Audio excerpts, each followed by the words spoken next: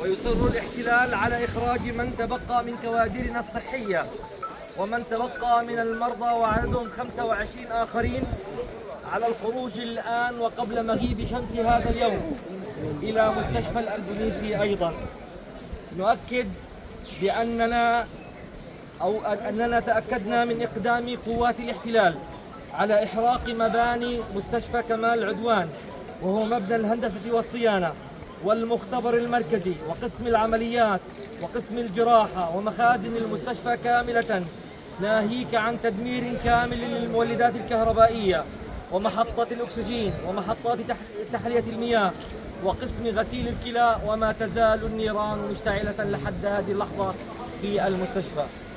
في ظل هذه الصورة السوداوية التي وضعنا بها جيش الاحتلال، تؤكد وزارة الصحة الفلسطينية على ما يلي: تدين وزارة الصحة استمرار الاعتداء على مؤسساتنا الصحية في قطاع غزة بشكل عام ومؤسساتنا الصحية في شمال قطاع غزة على وجه الخصوص. ثانياً، الكشف عن مصير العدد الأكبر من كوادرنا الصحية ومرضانا الذين انقطعت كل سبل الاتصال بهم.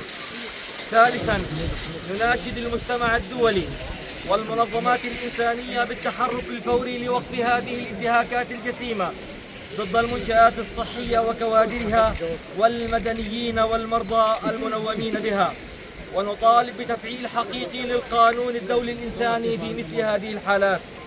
رابعاً، نطالب المؤسسات الدولية ذات العلاقة بإيجاد بديل لضمان استمرار تقديم الخدمات الصحية في محافظة شمال غزة.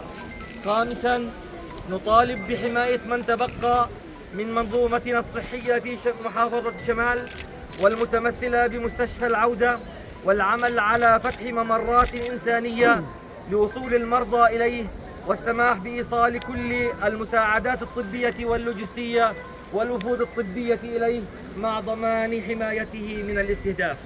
وزارة الصحة الفلسطينية غزة، الجمعة الموافق 27 ديسمبر 2024.